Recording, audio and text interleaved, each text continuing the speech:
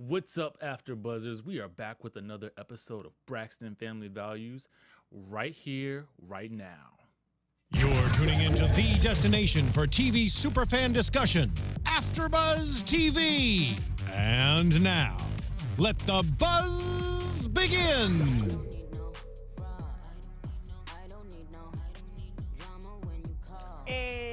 I love it when it turns into a club, right? I love it. I love it when they're right on cue with it, though. Hey.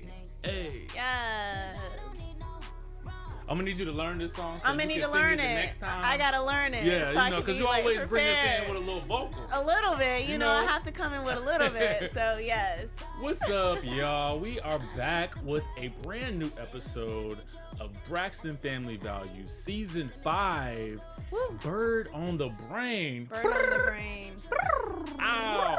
And of course, I'm one of your hosts. I'm DJ Richie Skye. You guys can find me on Instagram and Twitter at DJ Richie Skye. And we also have with us the beautiful, the lovely, the talented.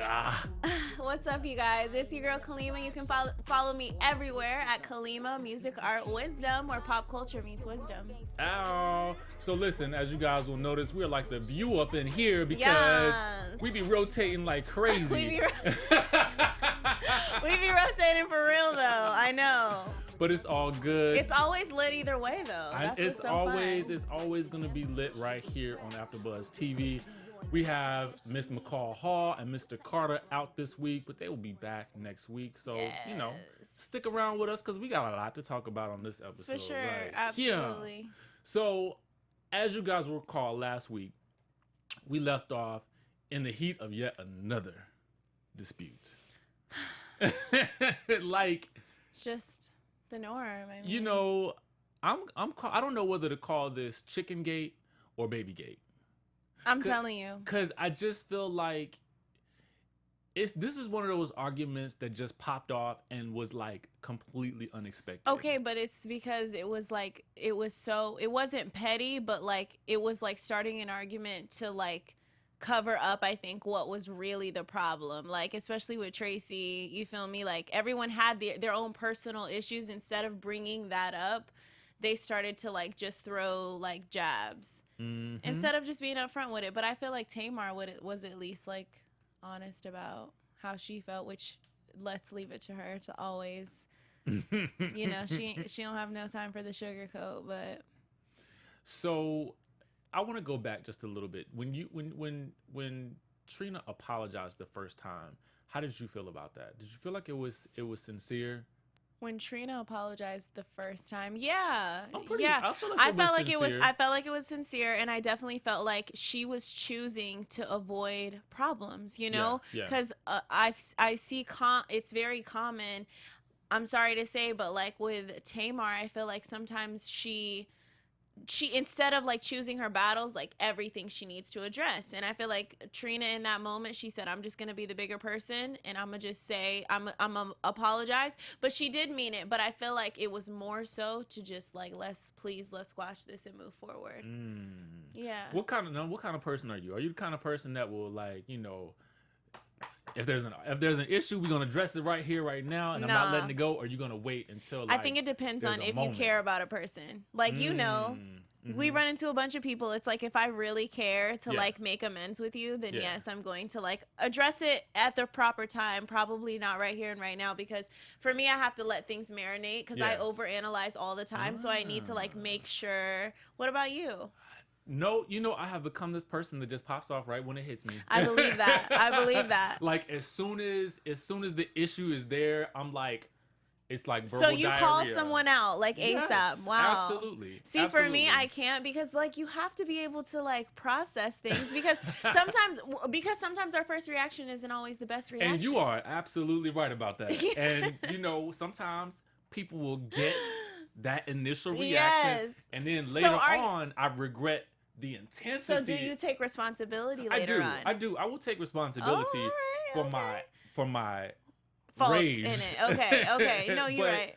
For your reaction. I can be a very reactive person. Yeah. You know? And I'm the same way. Like if I feel like I hate confrontation. I hate confrontation. So for me, it's always gonna be like I'm always gonna be calm, like especially when I feel like I need to say something. Like when I'm mad because my voice gets so quiet, like it gets so calm. But the things that I say, you gonna feel the things that I say. But I'm gonna be calm. I'm gonna be calm because it's like the Incredible Hulk. Like if you get like louder, everything in your energy starts to get bigger. Yeah. And then you just black out, and then you just really could care less what happened.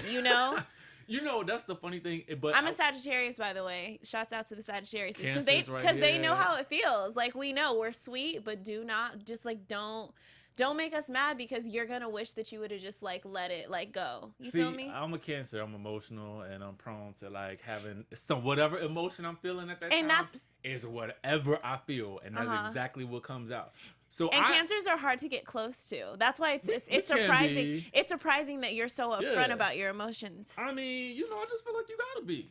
Yeah. It's like I don't think it's that. I think we have a guard up with getting to know people. Okay. But when we have a reaction, okay, you're gonna feel genuine. Whatever we feel. Yeah. That's genuine. And that's good. That's what it is. That for me, that's always worth it as long as it's real. Like whenever it happens, as long as it's real, like it doesn't even matter how long it takes. So a lot of times I kind of can identify with Tamar when she does kind of, because I feel like sometimes, I mean, if somebody asks you a question, it's like, okay, let's be honest about what I feel. Mm-hmm. Now I do try to make sure that I'm tactful about it, but sometimes everybody's not really receptive to that. Mm-hmm. And I do feel like there's probably a lot of sensitivity with Trina with regards to managing this business. Mm-hmm. Because, I mean, I feel like for her, kind of, it's her thing. It is. It's her baby. Thing aside from everybody else. Right. So at the end of the day, I sense that she wants to make the decisions. Mm-hmm. And she wants to leave it up to her. Everything should be her. She might solicit an opinion. Mm-hmm.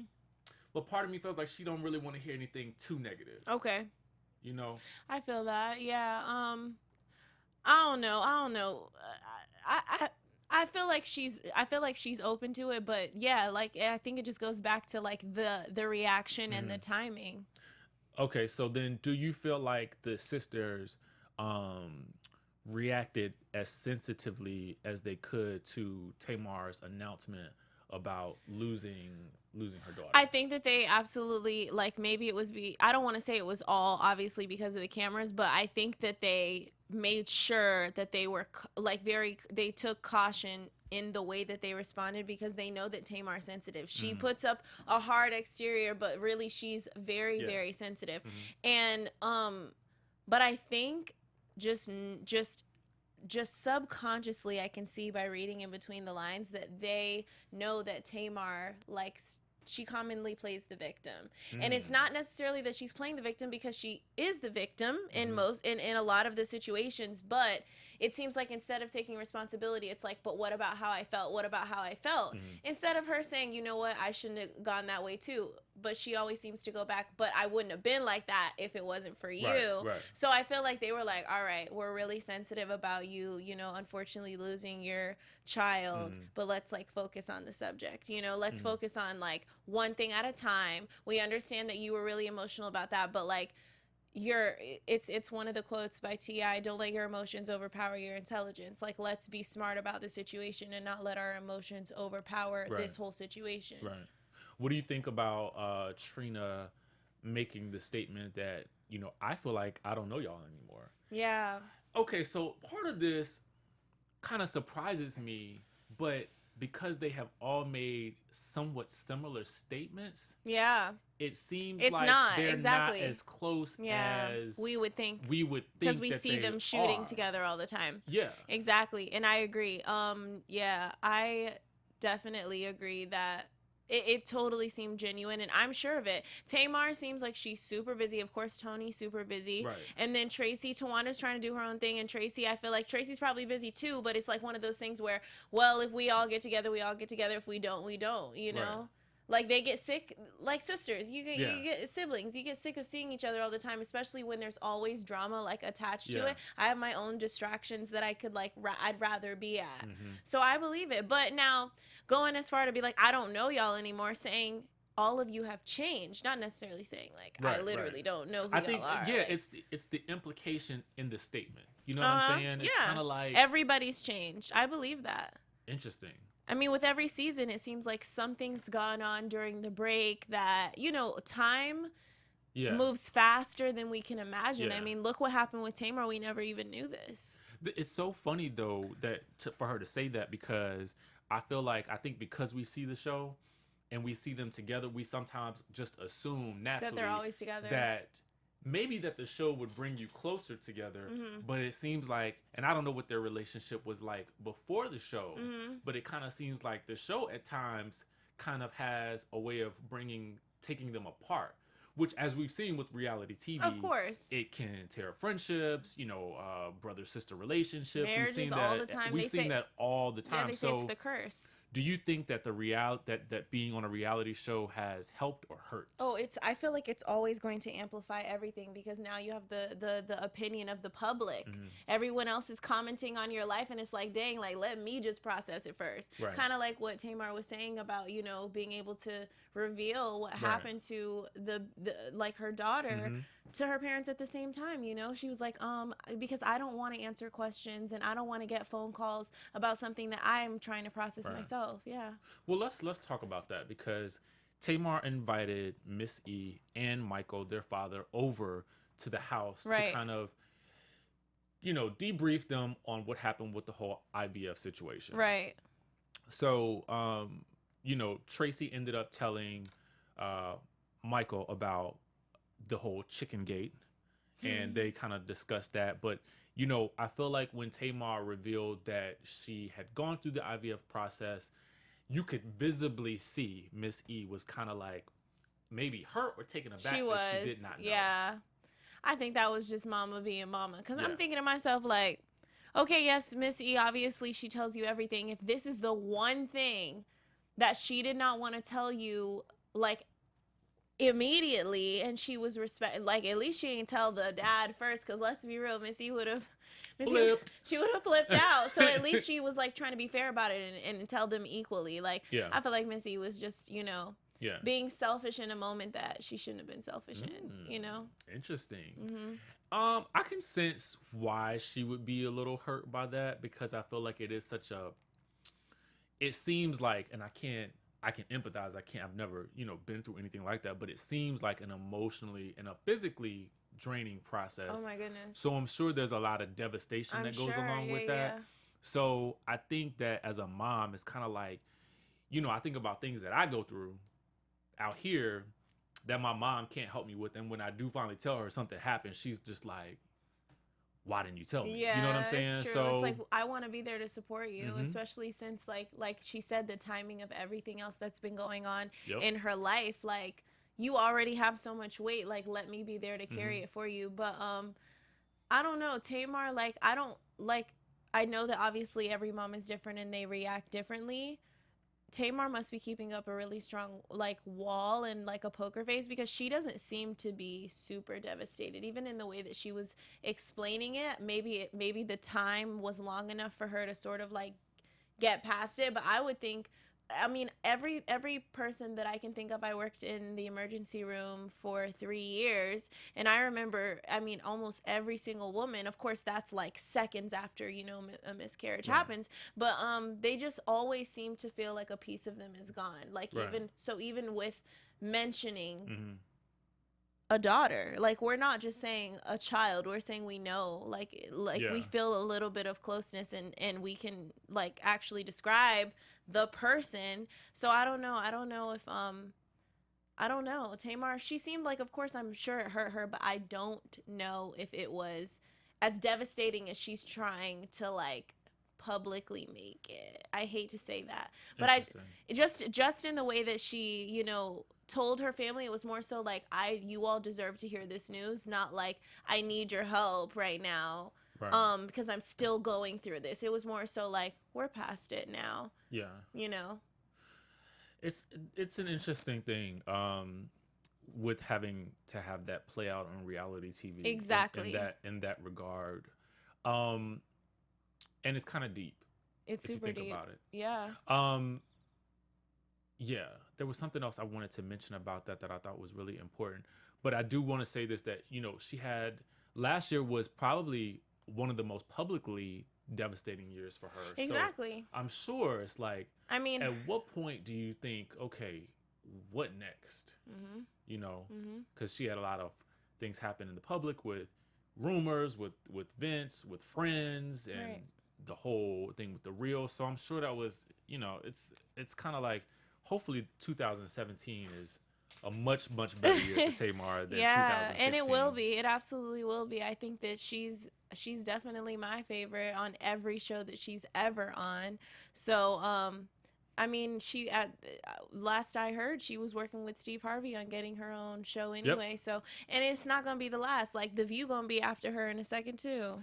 It's always interesting I feel like when you, as a person, when you go through all of these challenges and hardships in life, it's really just directing you towards the next better thing. Always, but you can't really see it at that time because you're so busy. You're in the force. You're present, right? So 2017 is most likely going to be Tamar's year. We'll just settle on that. Yes. So Bishop T.D. Jakes actually wants Tamar to be on his show, but she wants the entire family to be on there.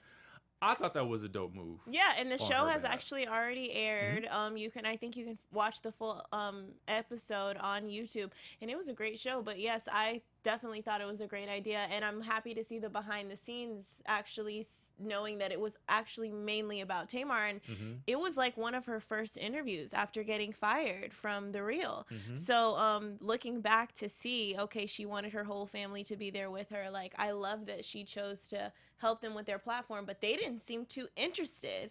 Yeah, we're gonna come back to that because that was fascinating for me to see. Right. Next, I want to talk about Toni and Michael. I feel so weird calling him Michael. I feel like I should be calling him Mikey? Dad, or Miss E calls him Braxton. So right. I don't know what I should call him. But Toni meets with her dad, and she kind of confesses that she is dating B. And like, okay, Toni was being respectful to her dad, but there's no way in the world that her dad has met every serious boyfriend. Like, Toni seemed like she was like, let me run this by you. Like, I could care less what you really think. And I think that even her dad's face, like, he's laughing at her jokes, like, I just want to be there for you and I just want to make you happy. So, I'm going to allow you to be the judge of this new guy in your life. Yes, and she instructed him, don't bring pimp dad. Don't bring pastor dad. Do not bring. Just bring dad. Just bring the real dad. The typical dad. I think it's always difficult to meet somebody's family for the first time if you're dating them. That's always the part about dating that I hate the most, is meeting friends and family. They love me. The families always love me. I never have a problem. My thing is, it's in my head. I'm never nervous. I'm like, you're gonna love me. Like, you're gonna want me to be with your kid. Like, you're gonna be like, hi. I literally walk in like, hello, I've arrived. I'm not even kidding. Parents love me. They love me, and I'm always excited. I'm more excited to meet them. Really? Yeah, because I don't know. Maybe it's like the guys that I go after, like their parents, like. I don't know. Like, I feel like I am always raised with, like, the more strict parents. And, like, I always go for easygoing guys. So their family's a lot more easygoing. So I'm never, like, nervous about it. I don't know. I'm always like, oh, my God. I got to do that? Are you serious? It probably doesn't happen often for you. It doesn't happen often. It doesn't happen often, really, for me. Unless it's serious, Oh, well. Like, I wouldn't introduce anyone unless it was serious, and I wouldn't want to even. I mean, I wouldn't mind if it was a casual thing. Like, oh my God, I haven't seriously dated in years. I haven't seriously dated. Oh my God. We gotta rectify that in 2017. I know. 2017 is gonna be our year too. God help us, please. Yes. And more importantly, this is what I want. B gave Toni a Bentley. Goodness gracious. That Bentley, though, I remember on Tamar Snapchat and Toni's IG, I think. Yes, that Bentley was I was like, I've never seen. It was an SUV Bentley. Like, I had never seen anything like that. And it's 339,000. Yeah. Yeah, I wrote it down because I was like, I need to commit this to memory, for when I go shopping for one. But I was like, yeah, Absolutely. I need to, like, that's My thing is, did he buy it, or is he like, is it in his name or her name? That's the question. I feel like he bought it for her. He bought it for her, but I feel like B is for baller, and he bought that Bentley for her. He ain't stupid. He keeping the car if they break up. You feel me? So it's like he probably bought it for her, but it's in his name, as in I'ma pay for it. But you use until it, it's paid 'cause off. I want you riding around in class. Yeah. But don't act crazy. Well, what do you? And the first thing I thought is, what does a woman have to do to get a man to buy her a car like that? And you're not married. You're dating. Like, okay, I don't believe. I'm about to tell you. I'm about to tell you. You're like, remember earlier, you were like, you're straight up. Here it comes. Here it comes. No, but I know for a fact that it takes more than being good in the bedroom to get something like that. So what are you going to say? I was going to say, don't go to bed with him. Don't go to bed with him. Because she clearly has said. I think she has, yeah. She's way too, that's why it's like such an odd couple. She's way too classy. And he's a rapper. Well, I feel like it's two things going on. I feel like, okay, she said that they have been friends for a long time, right? Uh-huh. That's step one. That's step for those one. who are watching. 14, 15 Be years. friends for a long time first. Go out on the dates occasionally. That's true. That's step two, because she mentioned that they go out occasionally. Right. Oh, I can't wait. I can't Okay. wait. I can't wait. Exactly. And then withhold. Yeah. Exactly. Yeah. But I feel like in my spirit, I'm getting too much into their business, but I feel like she probably did it maybe like one time, and then it was like, no, Let's I slow can't down. do it. Right. And so now he's like, I gotta have it again. So what am I gonna do to get her? Let me get her a Bentley. It's true. It's true. And if they've been friends for so long, she's like seen his track record with women, so she probably knows how to treat him. Mm-hmm. But you're saying like stay away. Cause I'm gonna need this from a man. Like I need this tea real quick. Okay, I'm gonna say this. But what about long distance? Because that like helps. Like, do you think that helps With their relationship? With any relationship, Well, just because it helps to withhold? I do feel like that. Yeah, I feel like with distance it does help to withhold, but I feel like they have the luxury of distance, but they have also the luxury of luxury, meaning that. It's anytime for they him, want, right. They can kind of fly back and forth. And gifts and stuff, usually gifts are signs that, to me, when I see a gift like that, I'm like, why? Like, why? Are you serious? Yes. Why are you getting suspicious about almost over $250,000 vehicle? Like, why? Why not just get a ring? My love is for sale, people. So if you would like... I mean, I feel you. I can be bought. I can be bought, like, in the sense of, like, I would like to be, treated nice. And I wouldn't mind, yes, you can buy that knowing that you may not get anything in return. That's totally fine. That's totally fine. But, like, to me, it sounds like he must have did something. I don't know. I feel like if you get the Bentley, you need to do something. Like, you got to. Now, then you may reward this person.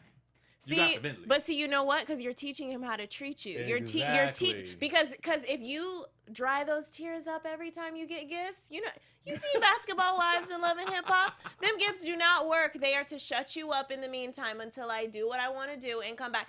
For you, that's fine. That's buying your love. If you're gonna put me through any type of torture, then you should be rewarding me for every time I'm tortured. That's all I'm saying. Okay, but then... Think about how many times you've been heartbroken and you didn't get anything. Somebody needs to school him. I'm telling you, because you will be walking through a castle full of beautiful things and still be lonely. Still be lonely, and you can't even trust the man that you with. You want to know why? Because then you gonna be cheating on him. Well, we all win. You are so crazy. I guess. I'm just using my brain. And I need you guys need to comment. Like, do you guys agree with that mentality of, you know what, love can be bought? If you messed up, you can make up for it with nice gifts and a sorry, maybe even a genuine sorry. Or is it gonna take more than that? Like, cause for me, I feel like material things, like it's gonna leave anyway. Here's the thing. This is what I want y'all to think about. I want y'all to think about this. Think about all the times you have been cheated on, lied to, hurt, heartbroken, and disappointed, and got nothing. Okay, and what about the millions of people out there who get plenty of things? Let that help you. Shopping definitely makes you feel better, but then you're just literally like surrounded by all of these things. I want to be surrounded by things. Oh my gosh. All right. So yes, I'm gonna need y'all. We're taking bidders now, actually. We're just gonna take bidders now, cause by me. Goodness gracious. All right. So it don't matter how he look. Listen, that's beyond everything. It's beyond everything. Okay. But now the thing about it is, would you date somebody that has a bunch of tattoos on their face? Because that's really the first thing that I noticed. Me too. When I look at him, and absolutely is not, I see, not I. Shout out to his business. I'm not a Traci. Exactly. It's like you can look what you want when you're an intelligent businessman, but that don't mean that I want to be with you and I want to walk with you. Of course not. Would you? You probably wouldn't care. I've never tattoos done that. Isn't a big deal. You can tattoos on your body, but like tattoos on your face, for me, no. But for the $400,000 Bentley. Well, I might do that then. I consider it. If we want to talk money up front. Let's get to yeah. We'll talk about that after the show.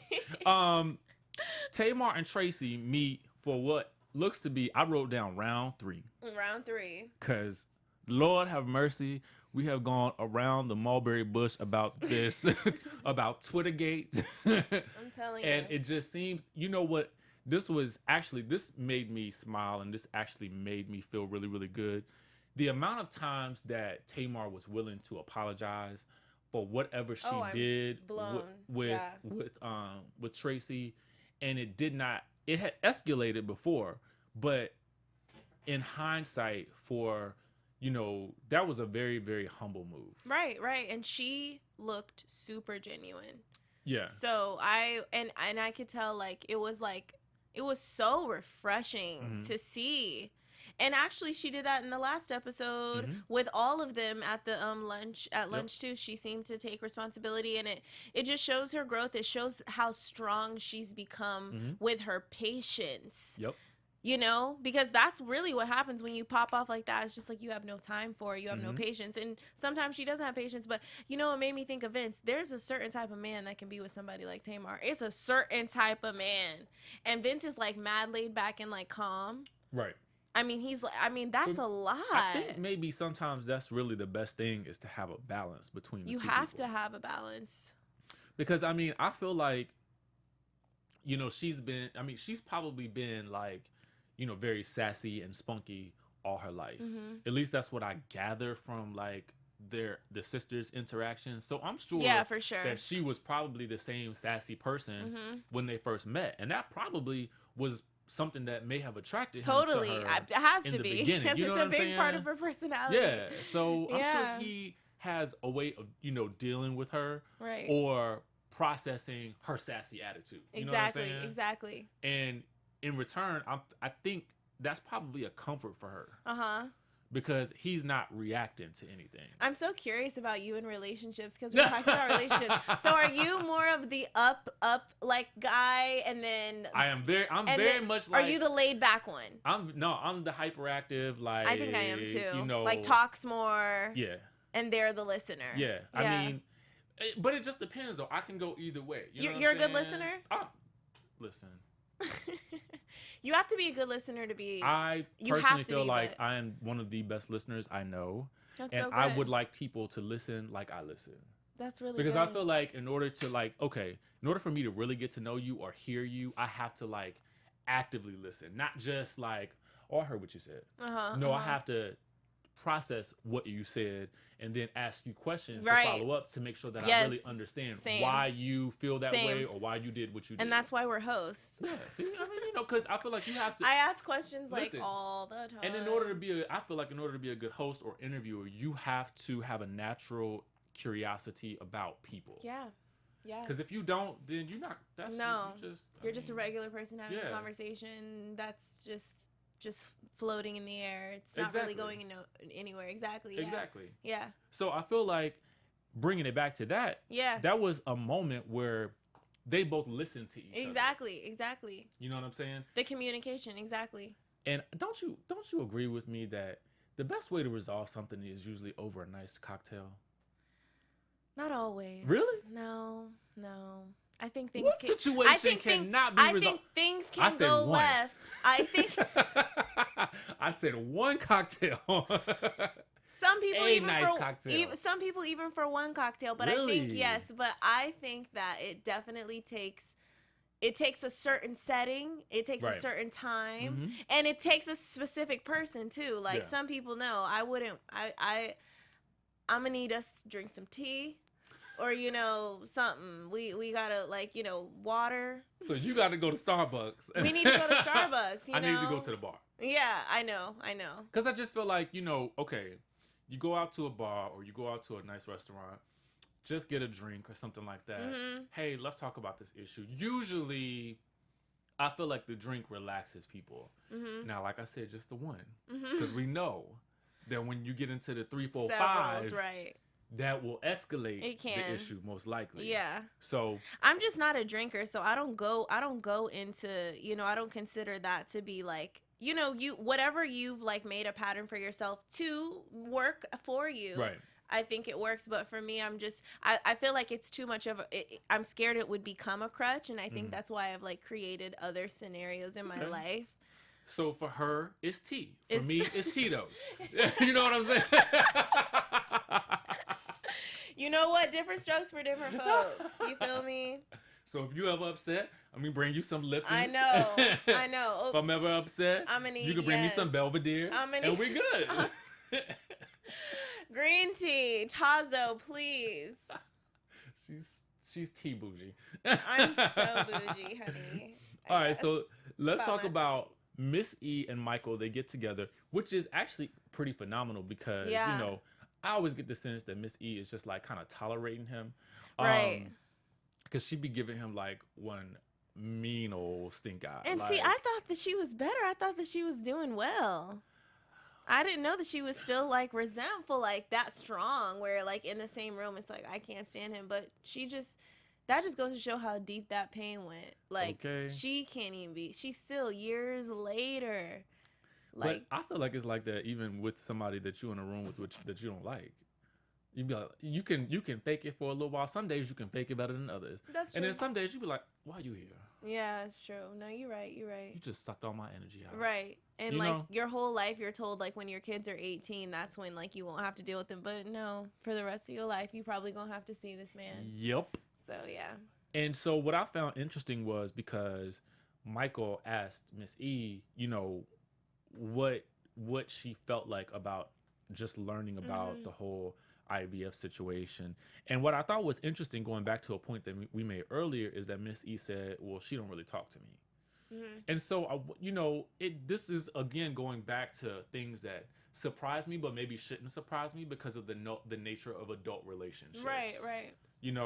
I mean, if I think about the amount of things that I probably should tell my mom, but I don't, you know what I'm saying? Or the conversations where I'm like, oh my God, I need to call her. But, we text every day, but like, I don't always pick up the phone like maybe I should. You know what I'm saying? Yeah. So I wonder if it's that type of situation. I think, you know what, that makes sense. But I don't even know. I just thought it was so awkward. It was an awkward conversation, like him like interviewing her. But no, I feel like that would make sense as far as the scenario goes. Yeah, because I'll be sitting there like while I'm watching the episode, I'm like trying to analyze. Yeah, okay, what would I do, and why did this person come at it this way, right? Or that, you know what I'm saying? For sure. So I try to look at it from all sides. So next we move to Tamar visiting Toni after church. Right. And Tamar was in very relaxed attire after church, and for some reason Toni was shocked. But I'm like, Toni, we live in LA. Yeah. Don't nobody dress up for nothing but award shows. Like, why she surprised? Exactly. And also, Toni hadn't been to church since 19. Toni. That blew my mind. Like, especially after watching the Lifetime movie. Like, they were raised singing in a church. Like, that's a big part of her. But the fact that, like, that to me, if you haven't been to church since 19, that means that something about church. And did she mention that? Something about church, like, traumatized you or kept you away, made you feel like, I don't belong here.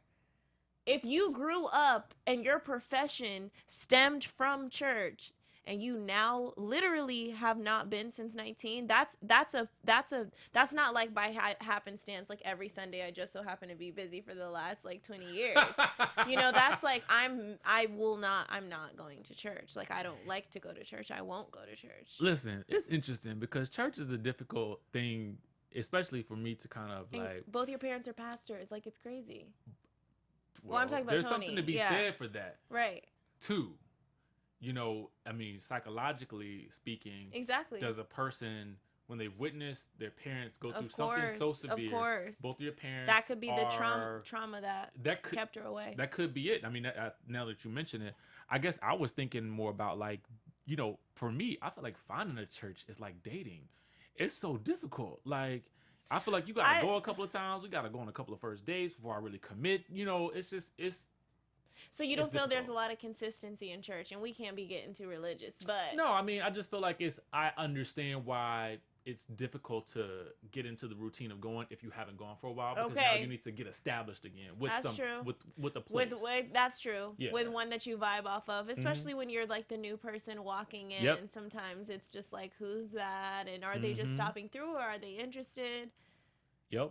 You know what? I also recognize that they talked about something that we actually talked about earlier in the beginning of the season a couple of months ago. Okay. Is that Toni is doing a song with the Birdman. I'm excited to hear this. I'm just excited to hear this as I am Traci's song. The question is, I don't really, you know, Traci. No, don't even. We'll hear it. We'll hear it when it comes out. But I don't. Who's gonna have the bigger come up though? Like, whose career is it going to like help?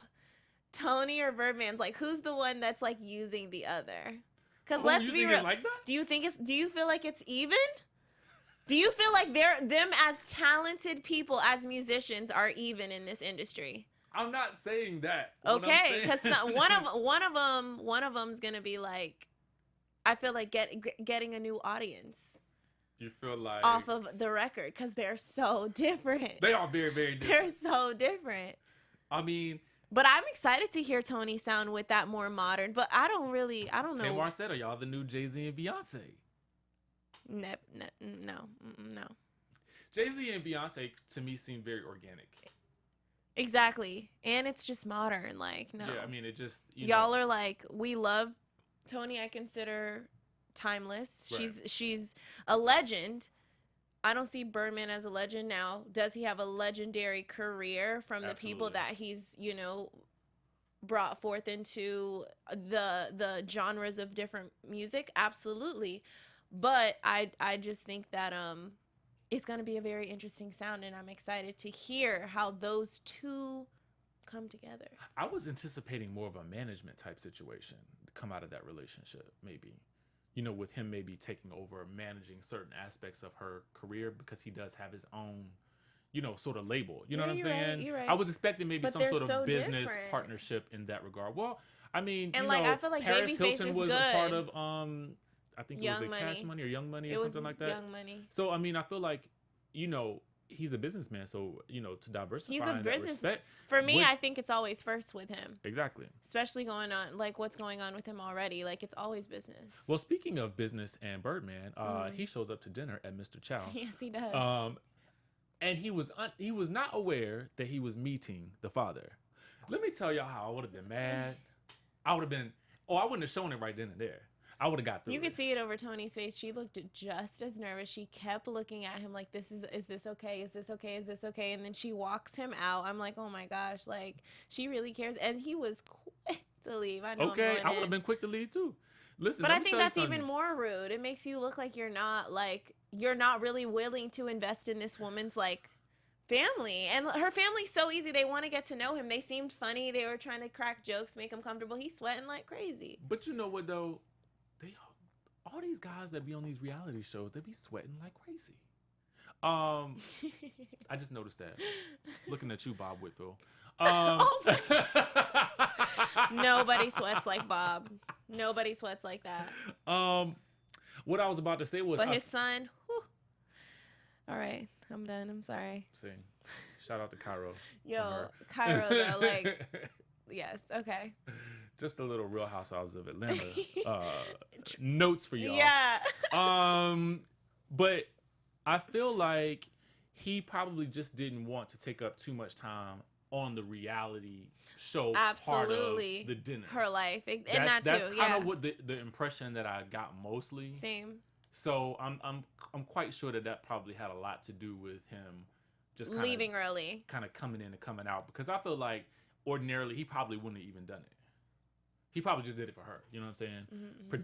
You know, I feel like those one of the things Maybe that production is probably like, we need to see Birdman. Mm-hmm. And she's like, okay. And then she asked him, and he said, all right, for you, baby, but I'm not staying long. That's what I feel like happened. So you think that before he even came into the set, like technically in that scene, he already signed obviously his release, and he's like, absolutely, he knows that this is like an agreement. Yeah, he knows that something is. He knows that he's walking into something. Oh, okay. You know what I'm saying? But he probably didn't know what. Okay. Per se. All right, so let's talk about predictions real quick for next week. Your AfterBuzz TV predictions. All right, so listen. Next week we get a closer look at the behind the scenes of TD Jakes interview. I know. It seems like they were like kind of going in behind the scenes. I predict that TD Jakes is gonna show himself in that green room. Like, listen, we ain't having this today. What in the world could they possibly be arguing about behind the scenes at TD Jakes? Was it because of something that happened when they were singing? This is what I want to find out. I need to know. I have no idea. Yeah. Like. I always feel like these arguments and these moments come out of the freaking I think blue. it's more than likely about whatever the subject that's going to be discussed on TD Jakes, because if it's not just about Tamar's career, but if it's about the dynamic between all of them, right. And it's like, but we're going to talk about, if one says I want to bring up this subject and the other disagrees, like I feel like they would get into it over that. Yeah. Interesting. It will be very interesting to see what happens. I'm looking forward to seeing that. I am too, honey. It's going to be lit, as the people say. So that concludes this week's episode of Braxton Family Values After Show here at AfterBuzz TV. Woo! We want to make sure you guys continue to follow us on AfterBuzz TV. Also, you can follow me at DJ Richie Skye on Instagram and Twitter. And where can the people find you? You can follow me everywhere at Kalima Music Art Wisdom. Boom. Follow us, stalk us, love us, rate us, and comment in the YouTube, because we will comment back. Yes, we always respond, guys. See you next week. From executive producers Maria Menounos, Kevin Undergaro, Phil Svitek, and the entire AfterBuzz TV staff, we would like to thank you for listening to the AfterBuzz TV network. To watch or listen to other after shows and post comments or questions, be sure to visit AfterBuzzTV.com. I'm Sir Richard Wentworth, and this has been a presentation of AfterBuzz TV. Buzz you later. The views expressed herein are those of the hosts only and do not necessarily reflect the views of AfterBuzz TV or its owners or principals.